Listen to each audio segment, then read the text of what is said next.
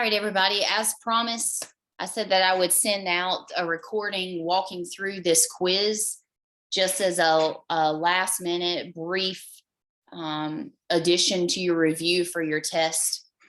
So here it is.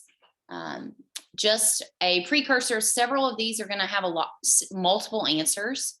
Like these right here, there's going to be several answers potentially in some of those. So if you're not sure, you are free to email those to me and I'll answer them later today, or you can ask me tomorrow before our test. So without further ado, here we go. Using this diagram to the right, name the vertex of angle 5. Angle 5 is right here. Its vertex is point T. Remember, you name a point just using a capital letter. Name the sides of angle 3. Well, the sides of an angle are rays. And so let me actually share my screen, multiple share screens here. Let's see, here we go. Yep. Okay. So anytime I'm asked to find the sides of an angle, I'm going to be listing 2 rays. And so I've pulled up this side screen as well. I think that you should be able to see it. The sides of angle 3, well, here's angle 3. One side is ray TV. Remember that the end point must come first when writing and labeling or naming a ray. So ray TV, T being the end point, and then also ray TW. That's the other thing that you should notice. When you're naming the sides of an angle, it's 2 rays, but both of those rays should have the same, they should have the same end point or initial point, if you will. But number 2, the sides of angle 3 are ray TV and ray TW. Okay, let's write another name. Minimize that. Write another name for angle STU. STU is right here. So I could rename this as angle UTS. Remember, I can reverse the letters as long as the vertex is still in the center. I'm good to go. Okay, so angle UTS. Side note, if you hear footsteps, stomping, screaming, cracker, or barking, that's either my child or dogs. My apologies, just letting you know it's not me, it's them. Anyways, another answer that you could possibly give, there is an angle number, there is a number written on the interior of this angle. So you could also call this angle angle 4. Now, you can't just make a number up. It has to exist there. It has to be there for you to be able to write it as a name. But there it is. It's already existing. So those are your 2 possible answers for number 3. Number 4, one possible answer would be angle PMN. You could also reverse the name of that and say angle NMP. Now that we have learned about linear pairs, you should also realize that angle LMP would be a right angle, because if this is a right angle or 90 degrees, this is the other angle pair to this linear pair. So if that's 90 degrees, this angle, angle LMP, must also be 90 degrees, which is a right angle. Okay. Now, how do I know that these are acute angles? Because diagrams aren't always drawn to scale. I know that there are some acute angles because angle PMN is a right angle, which means these 2 angles on the interior of that must be less than 90 degrees. So you could say angle PMO. You could say angle NMO. And remember, you can reverse those. You could say angle OMP or angle OMN. Since you know that this is a right angle, you could also say angle PMQ or angle LMQ. Lots of answers here. A linear pair, I just walked you through that. Angle LMP or PML and angle PMN or angle NMP. Remember, you can reverse the name of an angle letters as long as the vertex is still in the center. The vertex is at the center of the angle, so when you write it, it must be at the center of an angle. Adjacent angles are angles that share a vertex and a side, so there are a lot of answers up here. I'm going to stick to the basics, and I'm going to stick with angle NMO and angle OMP. Name two complementary angles. Well, that's going to be the same thing as here. Complementary angles are two angles that I know add up to be 90 degrees. So angle NMO and angle OMP, again, will work as answers for complementary angles. You could also use angle LMQ and QMP. We know that those are complementary because we know that this is a right angle. Okay. Now, find the value of X. This will be fun. Okay. Now, this is tricky. This is very similar to your first test, that question, maybe question 9. I can't remember off the top of my head, but the complicated one where you had to piece a lot of different things together, right? You could potentially have that going on here. However, here's what I want you to notice. Let's see if this will help me out here. Nope, it did not. Okay. Find the value of X. Well, here's the X variable at this angle. And what I notice is directly across from it is an exact angle measure of 58 degrees. 58 degrees and this angle, 9x minus 5, they are a pair of vertical angles. What you should be recalling immediately is that vertical angles are congruent or their measures are equal. So you would set up that problem or begin to find your answer by writing that equation and then solving for the value of X.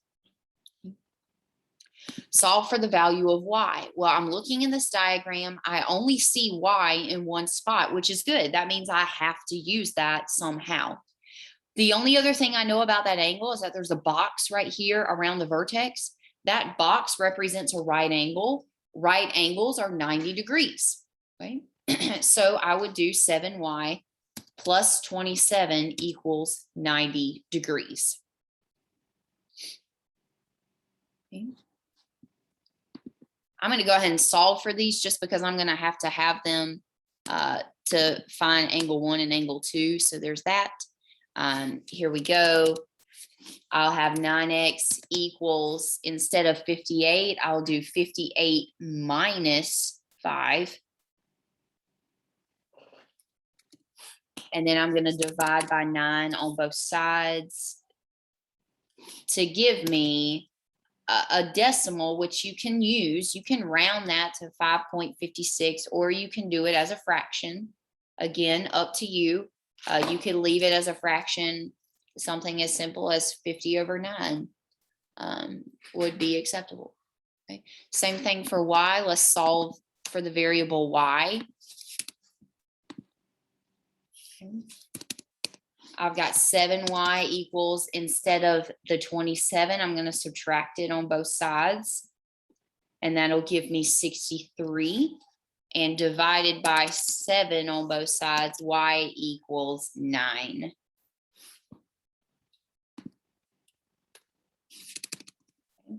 So there's my X value and my Y value. I'm probably going to need that to do these problems down here, but let's just check and see. The measure of angle 1 is right here. So there's a couple things that I noticed. I see the angle 1 is here, and its vertical angle is whatever angle 2 is, and this right angle's sum. So you could approach it that way, but the only problem is you don't know the measure of angle 2. Okay, you could say, all right, whatever X is, I can plug it into this, add that and angle 1 together to 180 because they're a linear pair, and solve it that way. So that's another option you could use. Or the easiest way would be the measure of angle 1 plus 58. That's a linear pair. They add up to 180 degrees. Okay. So I could say the measure of angle 1 plus 58 degrees equals 180. and solve for that solution. Okay. And that would just be 180 minus 58.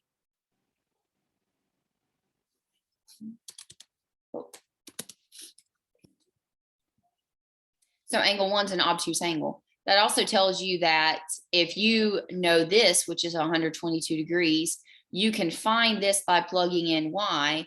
You could say 122 degrees equals this plus that and solve for angle 2 if you'd like.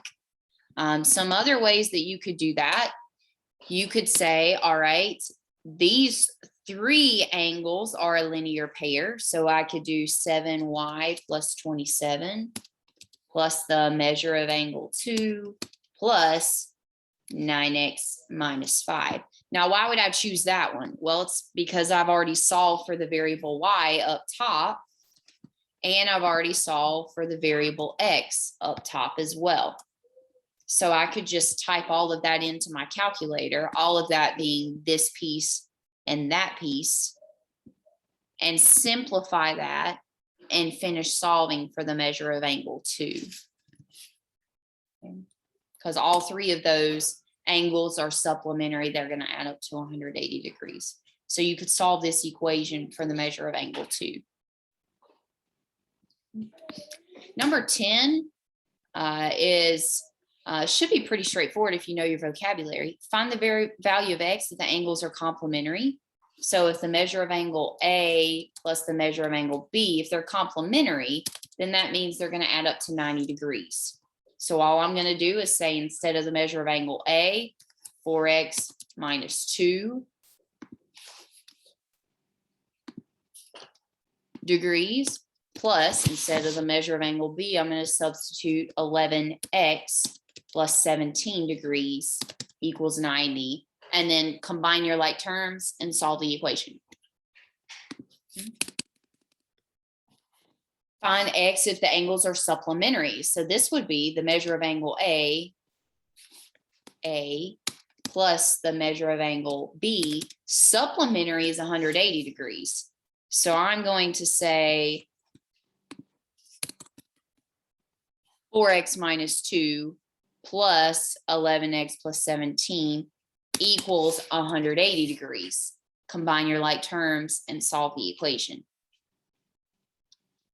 Number 11 and 12 are kind of tricky.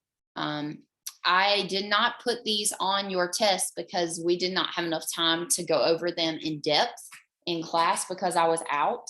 But it's still important for you to know how to do these because they could show up on a later test. And since I'm putting them in this video and they were on this quiz and in some of your homework, they will be fair game after this. So make sure that you get 11 and 12 before we move on.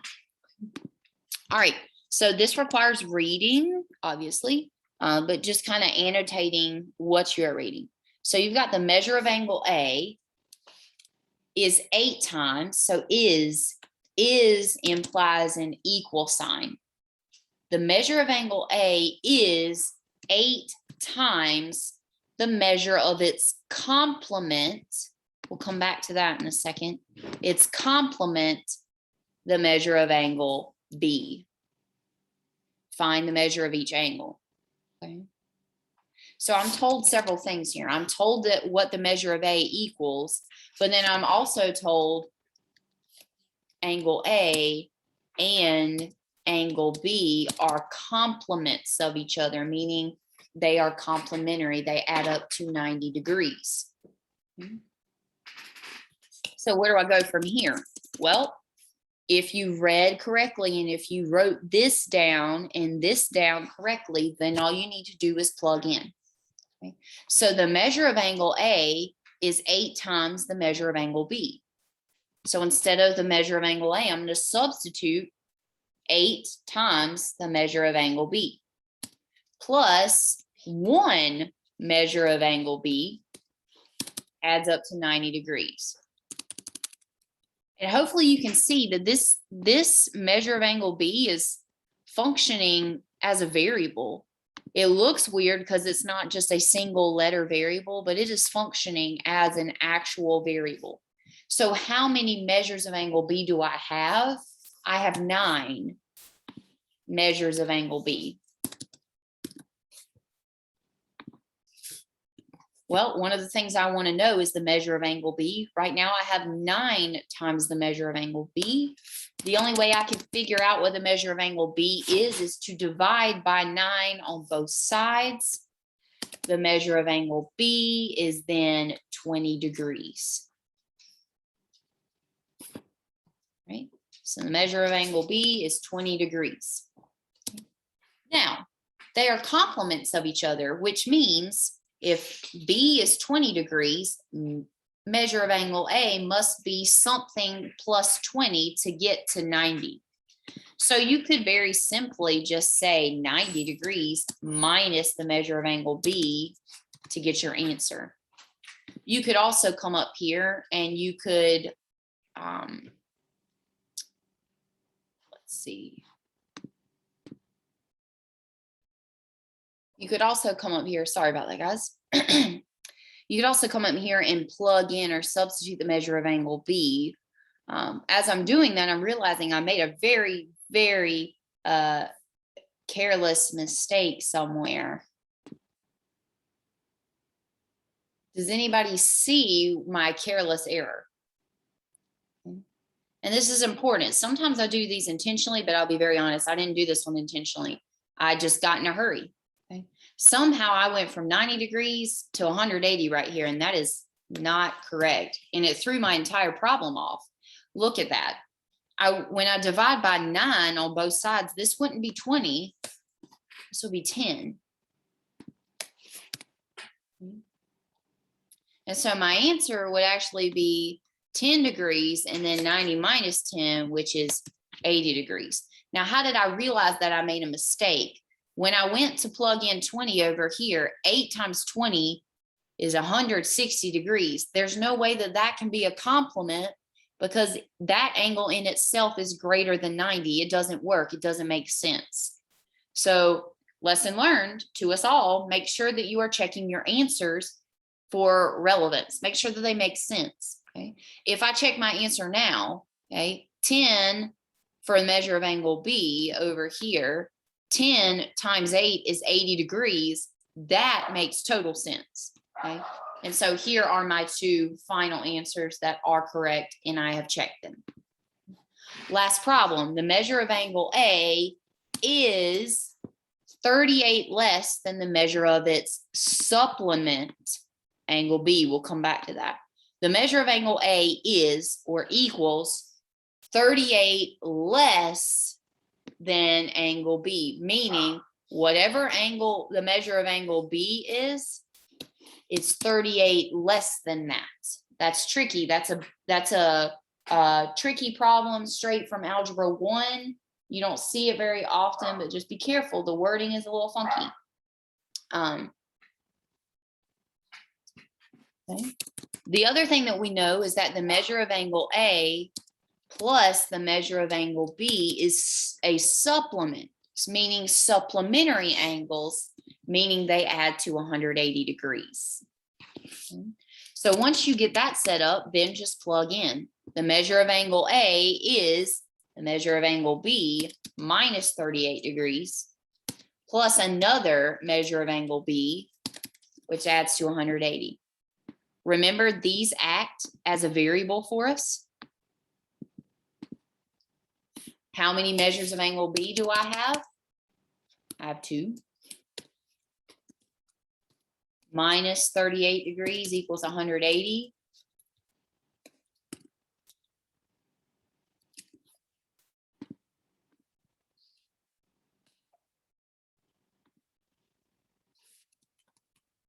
First thing I need to do, like if this was 2x minus 38 equals 180, I would add 38 to both sides and then divide by 2.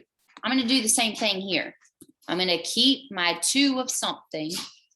I'm going to add 38 to both sides to get what the right hand of my equation would be. 180 plus 38 is 218. Then I'm going to divide by 2 on both sides. and I'll get the measure of angle B is 109 degrees. So the measure of angle B is 109 degrees. So far that makes sense. 109 is greater than 90, but less than 180. We're in the range of supplementary angles so far. So I could say 180 minus angle B to get the measure of angle A, which would be what? Hopefully you're thinking 71 degrees. Okay. Check your answers. The measure of angle A has to be 109 degrees minus 38. Is that correct? Okay. And yes, it is. Okay. 109 minus 38 is 71 degrees. Is 71 plus 109 180? Yes, it is. And so we've checked our answers several different ways. We see that they are correct and they are working, and so we are finished. Now this last problem, I'm going to actually share my screen. I'm going to have to pull it up though. Let's see. I'm going to need to pull it up. Give me just a second.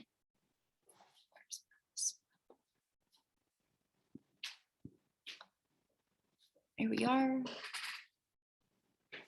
So we need to draw this. So you're not having to do constructions. Again, something happened with SyncWave and it didn't get attached for the year 21, the fall semester of 21. But for future reference, if it did get attached, then you will potentially need to construct these. Okay. Let's see if I can get this to pull up. Yeah, here we go. All right, so I'm going to share my screen.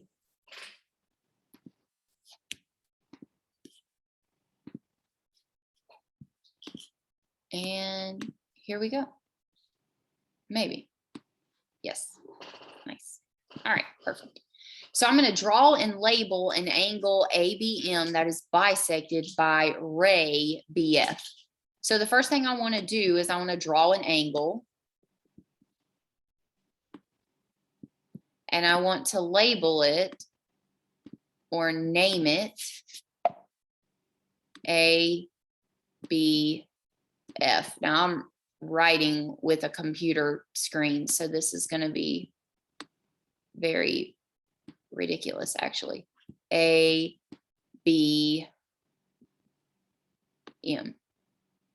Okay.